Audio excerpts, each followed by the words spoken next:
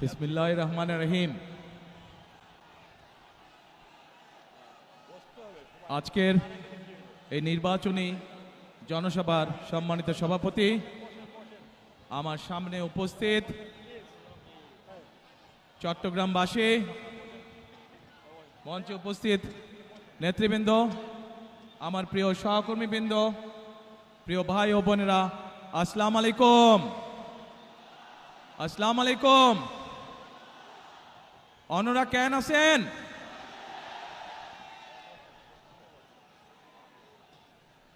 প্রিয় ভাই বোনেরা, আজকে আমরা এখানে সকলে একত্রিত হয়েছি একটি লক্ষ্যকে সামনে রেখে, অর্থাৎ একটি পরিবর্তনকে সামনে রেখে আমরা সকলে একত্রিত হয়েছি।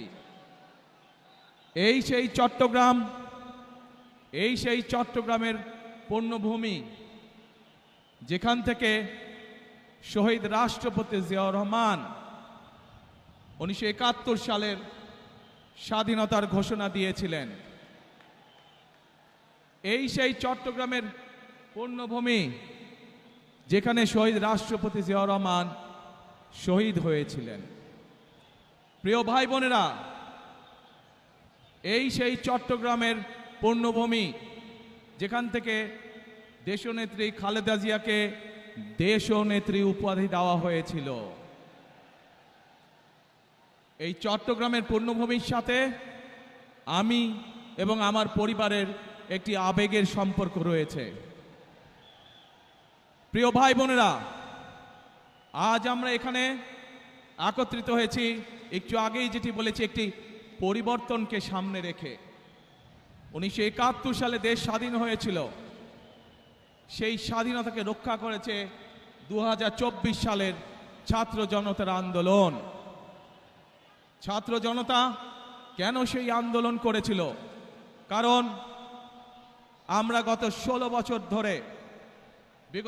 বছর ধরে এই দেশের মানুষের রাজনৈতিক এবং অর্থনৈতিক অধিকারকে, বাক স্বাধীনতাকে, ব্যক্তি স্বাধীনতাকে কেড়ে নেওয়া হয়েছিল। দেশের মানুষ পরিবর্তন চেয়েছে।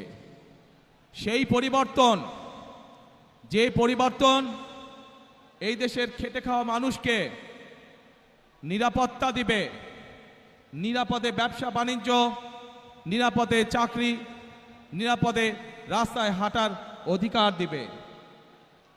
বাংলাদেশের মানুষ পরিবর্তন চেয়েছে। কোন সে পরিবর্তন?